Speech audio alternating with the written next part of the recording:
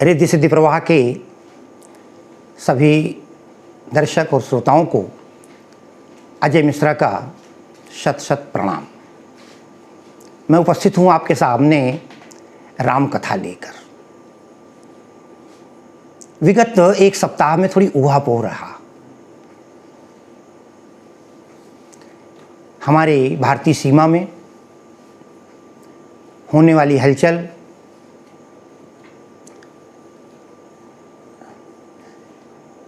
तमाम लोगों का उसमें जुड़ा रहना। हमसे कई लोगों ने, जो हमारे राम कथा के प्रेमी सज्जन हैं, उन्होंने ये भी कहा कि साहब इस समय अलंकार शुरू हो गए। हमसे तमाम विद्यार्थी हिंदी की व्याकरण के लिए निवेदन कर रहे थे और मैंने उसे प्रारंभ कर दिया। बड़ी शीघ्रता से हर कार्य हो भी नहीं सकता, शनै शनै होता है। आज मैं आपके सामने राम कथा को लेकर उपस्थित हूँ। प्रसंग वो है, उस चौपाई को पहले बात कर लेते हैं ताकि उसी पर व्याख्या करेंगे। चकित चित्तव मुदरी पहचानी, हर्ष विषाद हृदय अकुलानी। सीता जी अशोक वाटिका में हैं। हनुमान जी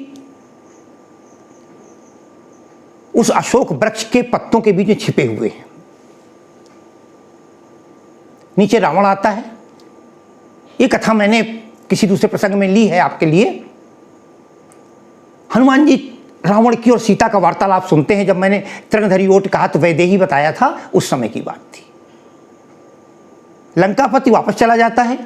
सीता जी बेचैन हो जाती हैं क्योंकि उसने एक प्रकार की चुनौती दी थी।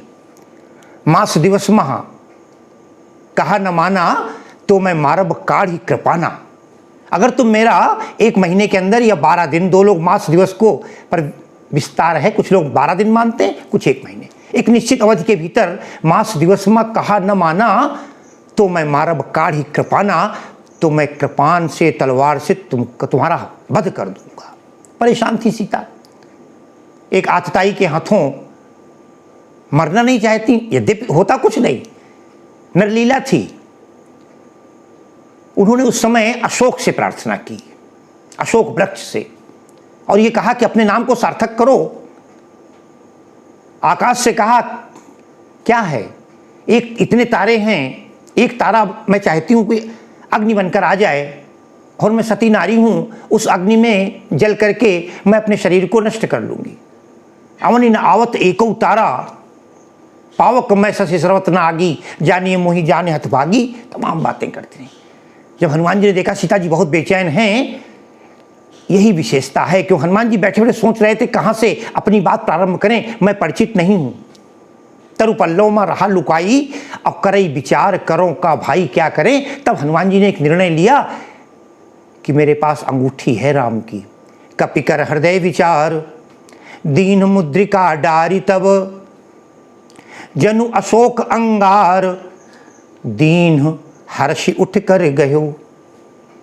कपिकर हृदय विचार, हनुमान जी ने अपने हृदय में विचार करके दीन मुद्रिका डारी, स्वयं नहीं गए सामने, दीन मुद्रिका डारी, तब ऊपर से अंगूठी को नीचे फेंक दिया, डाल दी। सीता जी अचानक एक चीज गिरी सामने, स्वर्ण मुद्रिका थी। उन्हें ऐसा लगा जनु अशोक अंगार दीन, मानो आज इन अशोक के वृक्ष ने मुझे, मेरी प्रार्थना को सुनकर के मुझे आग प्रदान कर दी है, मेरी आत्महत्या मुझे करने के लिए। खुश हो गई। जनु अशोक अंगार दीन। हमारे जो विद्यार्थी हैं, अभी मैंने पढ़ाया नहीं है, उत्प्रेक्षा अलंकार आएगा, जहां पर बीच में मनु मनो जानो आता है। जनु मानो, ऐसा लगा उन्हें कि अशोक ने अंगार प्रदान कर दिए हैं, आग प्रदान कर दी है। हर्षि, बड़ी हर्षित हो गई और हर्षित होकर के उठ कर गए हो, बैठी हुई थी, उठी, क्योंकि जहां पर अंगूठी गिरी बैठे बैठे शायद नहीं उठा सकती थी। उठकर गए हो, उसे उठा लिया, लेकिन हुआ कुछ और। तब देखी मुद्रिका मनोहर, मनोहर बड़ी सुंदर मुद्रिका, राम नाम अंकित अति सुंदर, राम का नाम लिखा हुआ था उस मुद्रिका के ऊपर। राम, प्राय लोग पहले मीनार लगता था, उसमें नाम लिखा जाता था अंगूठियों में।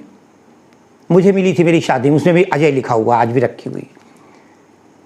राम लिखा हुआ था नाम अंगूठी के ऊपर। तब देखी मुद्रिका मनोहर, राम नाम अंकित अति सुंदर, बहुत सुंदर लग रही थी। जो मुझे जिस चौपाई पर बात करनी है, अब आ रही है वो चौपाई। चकित चित्तव मुदरी पहचानी। चकित, सीता जी आश्चर्यचकित हो गई। ये क्या, मैं यहां, राम कहां पता नहीं। चकित चितौ, फिर ध्यान से देख रही हैं, ये है क्या, कौन सी अंगूठी है। मुदरी पहचानी, मुदरी कहते हैं अंगूठी को। पहचान गई, कैसे पहचान गई, तमाम मुद्रिकाएं नहीं होती क्या। साथियों, मित्रों, ये अंगूठी वास्तव में भगवान राम की थी। और भगवान राम की अंगूठी उनके बचपन में तो नहीं कह सकते, मगर किशोरावस्था में बन गई थी। अयोध्या में बनी थी, राम पहने रहते थे। जब राम का विवाह हुआ और उन्होंने सीता जी से भेंट की, एक दो रामायणों मैंने पढ़ा, तब ये अंगूठी उन्होंने उतार करके सीता जी को दे दी कि तुम्हारी भेंट के रूप में मैं तुम्हें ये अंगूठी प्रदान करता हूं। क्योंकि राम धीरे धीरे बड़े हो रहे थे, पुरुष के हाथ था, अब वो अंगूठी भी शायद छोटी पड़ने लगी होगी, वो अंगूठी उन्होंने सीता जी को प्रदान कर दी, दे दी। सीता जी पहने नहीं, वनवास हो गया। वनवास में अब चलते ही अंगूठी फिर कहां गई। दशरथ जी के आदेश पर सुमंत्र जी आए थे भेजने। सुमंत्र जी उनको गंगा तट तक छोड़ गए। गंगा तट पर केवट से बात हुई। केवट का बड़ा बढ़िया प्रसंग है, कभी 5-6 दिनों में चले खत्म होगा, मैं लूंगा कभी। जब केवट ने उनको नदी पार कर दिया, गंगा पार कर दिया, तब राम के मन में एक समस्या आई। ध्यान दीजिएगा, राम के मन में समस्या आई कि मैंने इस केवट को नदी के उतारने के बदले में कुछ दिया ही नहीं, धनराशि लेकर आए नहीं थे।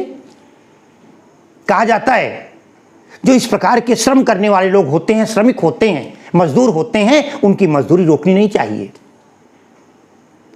वो ड्राइवर हो सकता है, वो टेम्पो वाला हो सकता है, वो टैक्सी वाला हो सकता है, वो आपके घर में घास काटने वाला हो सकता है, झाड़ू लगाने वाला हो सकता है, छोटे लोग होते हैं। इनकी मजदूरी नहीं रोकनी चाहिए, जरूर देना चाहिए। मुझे कभी कभी दुख होता है, मैं सबके लिए नहीं कह रहा हूं, कोई क्षमा करेंगे। मैंने कई बार देखा कुछ पुलिस वाले या कुछ अन्य लोग इस तरह के जो अधिकारी पद पर हैं, जो डंडा आदि लेकर के घूमते हैं, जब टेम्पो में बैठ जाया करते थे, टेम्पो वाला बेचारा कहे कि उतरते समय चल ले जा, उसे पैसा नहीं देते थे। राम के मन में एक बात आई। केवट ने उतर करके प्रणाम किया, केवट उतरी दंडवत कीन्हा, प्रभु सकुचे यही नहीं कछु दीन्हा। इसको मैंने कुछ दिया नहीं। आप देखें यहां पर एक भारतीय नारी, वास्तव में भारतीय नारी वही है जो पति के मन की बात जान जाए। यही बात मैं कहूंगा पुरुष के लिए भी कि स्त्री के मन में क्या है वो पुरुष जाने। सीता जी तत्काल मन की बात जान गई कि राम को संकोच हो रहा है कि मैंने इसको नाव की यात्रा कराया, इसने पार किया, प्रभु सकुचे यही नहीं कछु दीना, और पिय ही की सी जाननी हारी। पिय ही, पिय माने पति, ही माने हृदय। अपने पति के हृदय की बात सीता जी जान गई।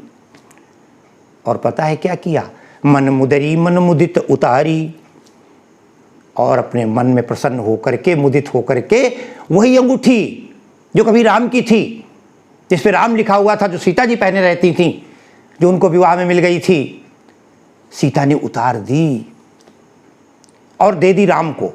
ये है, ये पतिव्रता नारी, भारतीय नारी, सात्विक नारी। इसी के बारे में नारी को कहा गया हमारे यहाँ श्रेष्ठ।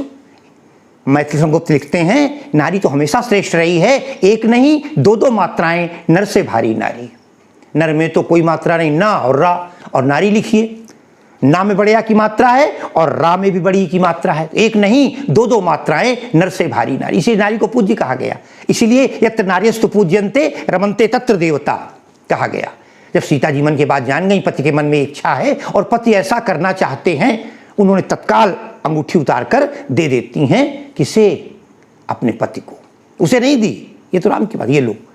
बस फिर क्या था, भगवान ने वो अंगूठी केवट को देना चाहा, ये लो, कहे वो कृपाल ले उतराई, उतराई ले लो। केवट ने मना कर दिया। अब ध्यान देंगे आप इस समय, इस अंगूठी को जो ही केवट ने देखा तो केवट व्याकुल हो गया। आप चौपाई देख लीजिए, कहे वो कृपाल ले उतराई, अब केवट चरण गहे अकुलाई, आकुल होकर व्याकुल होकर के पैर पकड़ लिए। व्याकुलता है, देखिए अंगूठी को मिलते ही, माया के पास आते ही व्याकुलता बढ़ जाती है। केवट चरण गहे अकुलाई, व्याकुल हो गया। केवट ने कहा क्या, महाराज बहुत काल मैं कीन मजूरी, मैंने बहुत जिंदगी पूरी मजदूरी की है, आज दीन विधि भन बल पूरी, आज मुझे विधाता ने साक्षात आपको पार करने के लिए भेज करके सब कुछ दे दिया। राम जिद करते रहे, ले लो। केवट ने जवाब दिया, फिर तीबार मोहि जो देवा, सो प्रसाद में श्रीधर लेवा। अरे केवट भी भगवान का भक्त, तो मैंने बताया था आपको, राम से अधिक राम कर दासा, वो सब जानता है। ये केवट कौन था, जब केवट के प्रसंग करेंगे तो बताएंगे आपको।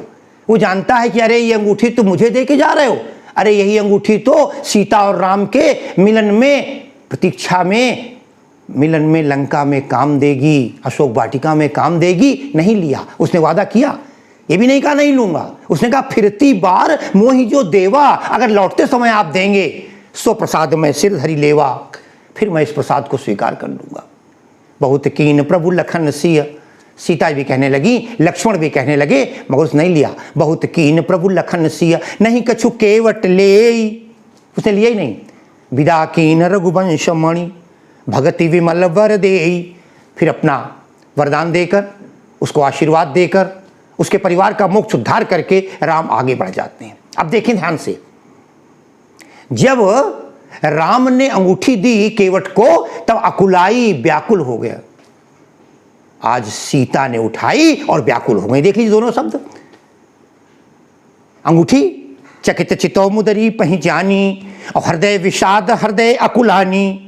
कितना सुंदर तर्क है। वहां केवट अकुला गया इसलिए कि अंगूठी तो अभी बहुत काम करना है। राम कथा में ये मुद्रिका ही तो काम करेगी, यही तो पहचान कराएगी कि हनुमान हैं, राम के भक्त हैं। उसने नहीं लिया। सीता जी अकुला गई, बेचैन हो गई, व्याकुल हो गई।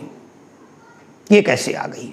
लोग तमाम तर्क करते हैं, उस प्रसंग को मैं यहाँ नहीं जोड़ूंगा। कई लोग मुझसे कह दिया करते हैं, किसी ने कहा, एक ने पंडित जी, एक ने कहा मिश्रा सर, जिसने जैसा पूछा, हनुमान जी तो जब लंका पार कर जा रहे थे, लंका में समुद्र पार कर रहे थे, छोटा सा रूप बना लिया था, अंगूठी कहाँ रखी थी?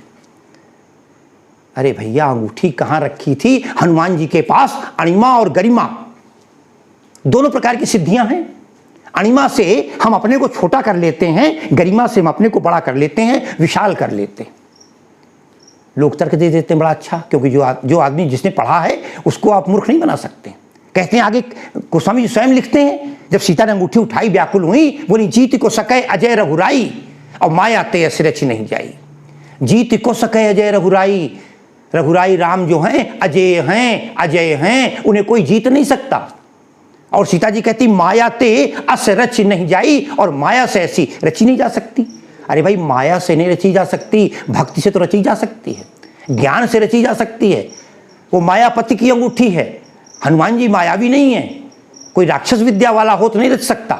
हनुमान जी ने अंगूठी। अच्छा, एक और बड़ी अच्छी बात, वो इस तर्क को करने की आवश्यकता ही नहीं है। मैं तो आज कर रहा हूँ इस अंगूठी के बारे में कि ये अंगूठी उन्होंने कहाँ रखी। हनुमान चालीसा में देख लेते हैं, बड़ा सुंदर लिखते हैं गोस्वामी जी। बोले प्रभु मुद्रिका मेल मुख माही, अजलत लांगी गे अचरज नाही। प्रभु मुद्रिका मेल मुख माही। आज तर्क लगा देंगे आप भी, फिर आप भी दोष निकाल देंगे। प्रभु मुद्रिका, भगवान की अंगूठी हनुमान जी ने। अच्छा, अंगूठी हनुमान जी के पास कैसे आ गई? फिर आप कहेंगे जब हनुमान जी चलने लगे, सारे वानर सेना चलने लगी, सीता को ढूंढने के लिए सुग्रीव ने भेजा, तो अंत में हनुमान जी आए भगवान के पैर छूने। पाछे पवन तनय सिरुनावा, बाद में हनुमान जी ने पवन तनय ने सरनावा। जानि काज प्रभु निकट बुलावा, भगवान समझ गए यही तो है हमारा सच्चा भक्त, यही तो वो माध्यम है, यही तो वो सेतु है जो हमें और सीता का मिलन करवाएगा, ये पवन पुत्र। जानि काज प्रभु निकट बुलावा, और परसाशीस सरोरुह पानी। परसाशीस, परसा स्पर्श किया, पानी हाथ अपना रख करके कृपा पूर्वक हाथ रखा और एक काम कर दिया, बोले कर मुद्रिका दीन जन जानी। जो हाथ की मुद्रिका थी, अब देखें अंगूठी कहाँ से चली और फिर आ रही है। कर मुद्रिका दीन जन जानी, अपना भक्त है, अंगूठी दे दी, ले जाओ। वही अंगूठी लेकर के आ गए। सीता जी परेशान हैं, बेचैन हैं कि ये कैसे आ गई। एक बात और बता दें आपको, एक कवि हुए हैं आचार्य केशव, हमारे वो विद्यार्थी जो रिसर्च कर रहे हैं, आचार्य केशव के बारे में कहा जाता है रामकाल के थे, उसी टाइम जिसमें तुलसी हुए हैं। आचार्य केशव झांसी के पास एक जगह है ओरछा, बहुत लोग गए होंगे, नाम सुना होगा, राम राजा मंदिर है, वहाँ के थे आचार्य केशव। उनके तमाम ग्रंथ हैं, कवि प्रिया, रसिक प्रिया। उन्होंने एक बहुत बड़ा ग्रंथ लिखा है रामचंद्रिका। इसकी छोटी सी कहानी आपको बता दूं, कभी जब आचार्य केशव पर बात करूंगा कभी विद्यार्थियों से, तब बताऊंगा। आचार्य केशव मिलने गए तुलसीदास जी से। तुलसीदास जी पूजा करने में मस्त थे, भजन हो रहा था। किसी ने खबर दी को स्वामी जी आचार्य केशव आए हुए हैं। तुलसी ने पता है क्या उत्तर दिया? तुलसी बोले कवि प्राकृत केशव आवन दो। सीधी सी बात थी, प्रकृति के कवि हैं जो देखते हैं लिख देते हैं। उस समय कविता करें, उस समय उन्होंने रसिक प्रिया, कवि प्रिया जैसे ग्रंथ लिखे थे। केशव का स्वाभिमान जग गया। छोटा आदमी कुछ कह दे तो कह दे, जब बड़ा विद्वान कुछ कह देता है तो असर होता है। तुलसी ने कह दिया प्राकृत कवि। उन्हें लगा कि केवल धर्म के, आध्यात्म के, भक्ति के कवि केवल तुलसी हैं। कहा जाता है शाम का टाइम था, केशव बिना मिले लौट आए और पूरी रात में, एक रात में केवल 10 घंटे मान लीजिए, 12 घंटे मान लीजिए, रामचंद्रिका की रचना कर डाली। पूरी रामचंद्रिका 300-400 पेज की रामचंद्रिका और पूरी रचना कर डाली। इस पुस्तक को फुटकर अजायब छंदों का, अजायब घर कहा जाता है फुटकर छंदों का। असंख्य छंद हैं। इतना ही नहीं, केशव को कठिन काव्य का प्रेत कहा जाता है।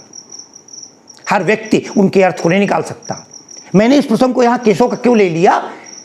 जब केशव को आप पढ़ेंगे रामचंद्रिका में, तो केशव कहते हैं सीता ने अंगूठी उठाई और अंगूठी उठाकर सीता ने बड़ी दूर फेंक दी। सीता ने अंगूठी को फेंक दिया और सीता अंगूठी से बिगड़ जाती हैं। कहती हैं श्रीपुर में वन मध्य हो। केशव, ये केशव की पंक्ति है, केशव को दुआ है। श्रीपुर में वन मध्य हो और तू मग करी अनीति, और कहू मुदरी अब तियन की को करी है परतीत। कहती हैं हरे अंगूठी। अब देखिए यहाँ पर हिंदी में स्त्रीलिंग और पुल्लिंग आ गया। कहती हैं श्रीपुर में, राम का पहला साथ किसने छोड़ा? अयोध्या ने छोड़ा। श्रीपुर, एक अर्थ और लेते हैं लोग, श्री माई लक्ष्मी जी स्वर्ग में हैं, स्त्री थी, उन्होंने राम का साथ छोड़ दिया। ये तो जानते हैं कि मैं तो हूं नहीं, मैं तो दूसरी बनाई हुई छाया प्रति हूं। श्रीपुर में लक्ष्मी ने साथ छोड़ा। और बोली जंगल में, या हम श्री अयोध्या मानते हैं तो अयोध्या स्त्रीलिंग है। कुछ शहर होते हैं जो पुल्लिंग होते हैं, कुछ शहर स्त्रीलिंग होते हैं। अयोध्या, मथुरा, माया, काशी, कांची, अवंतिका, ये हमारे यहाँ सब नगरी मानी गई हैं, स्त्रीलिंग में आती हैं, अंतर्गत आती हैं। अयोध्या अच्छा है कोई नहीं कहेगा, अयोध्या अच्छी है। तो कहते हैं अयोध्या ने उनका साथ छोड़ दिया, अर्थात उन्हें वन भेज दिया, घर से निष्कासित कर दिया। श्रीपुर में वहां से अलग हो गई, एक स्त्री ने साथ छोड़ा। वन मध्य हो, और जंगल के मध्य में मैं उनका साथ छोड़ के चली आई। मैं उनका साथ दे रही थी, मैं उनके साथ वनवास में आई, मगर मैंने भी उनका साथ छोड़ दिया। अब उनके पास, और मैं जानबूझ करके ये अंगूठी उनको देकर आई थी, कम से कम स्त्री नाम की एक चीज तो उनके पास रहेगी, क्योंकि मुद्रिका भी स्त्रीलिंग है। श्रीपुर में बन मध्य हो और तू मग करी अनीति, और हे मुद्रिका तूने भी रास्ते में अन्याय कर दिया, अर्थात तूने भी उनका साथ छोड़ दिया। सीता स्त्री होकर भी सारी एक बहुत बड़ा दोष लगा रही हैं। कहती कहू मुदरी अब तियन के, हे मुदरी, हे मुद्रिका, हे अंगूठी, कहो तो अब तियन की। ती कहते हैं स्त्री को, अब स्त्रियों की को करी है परतीत, कौन विश्वास करेगा स्त्री जाति पर। राम ने सबका राम का साथ सबने छोड़ दिया, तू अकेले बची थी, तू भी क्यों चली आई। तो सीता जी, ये खैर अपनी केशव की कल्पना थी। सीता जी ने अंगूठी को देखा, चकित चित्तो मुदरी पहचानी, और जब मुदरी पहचानी तो हर्ष तो हुआ, क्योंकि पति की अंगूठी है। आज बहुत दिन बाद जब से चली आई हैं, आज देखने को मिली है। हर्ष विषाद, उनके हृदय में विषाद भी है। हृदय कुलानी, क्यों विषाद है? क्योंकि जीत को सके अजय रघुराई, और माया ते असरच नहीं जाई। और निश्चित रूप से सीता जी व्याकुल होती हैं, बेचैन होती हैं, और बेचैन होने के बाद परेशान हो जाती हैं। उनकी वो विफलता देखकर हनुमान जी से रुका नहीं जाता। अब सोचते हैं कुछ करना चाहिए। तो क्या हुआ, जब उन्होंने कहा जीत को सके जय रघुराई, तो फिर सीता, मैं कथा को विराम दूं, इससे पहले बता दूं कि हम ऐसे कथा खत्म होगी, सीता की बेचैन सीता क्यों छोड़ा जाए।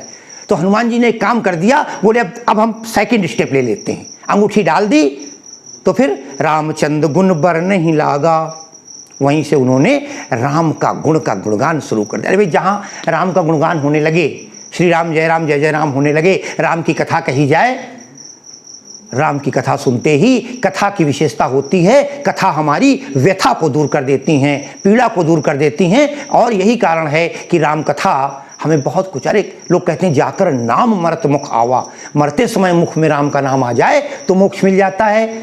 तो हम जीवन भर अगर वही जो हम इकट्ठा करेंगे वही तो उस समय आएगा। अरे ब्याज सहित इकट्ठा होगा, फिक्स डिपॉजिट हो रहा है ये राम का नाम। जो ही राम कथा सामने आती है, मनुष्य गदगद हो जाता है। सीता जो बेचैन थी, व्याकुल थी, रावण के कारण परेशान थी, तो जब रामचंद्र गुण बरने लागा तो सुनते ही सीता कर दुख भागा, सीता जी का दुख चला जाता है। कथा लंबी न हो, आज के लिए प्रसंग को यहीं पर विराम दूंगा। आपका भी सारे दुख, सारे कष्टों से मुक्ति मिले। बोलो सियावर रामचंद्र की जय।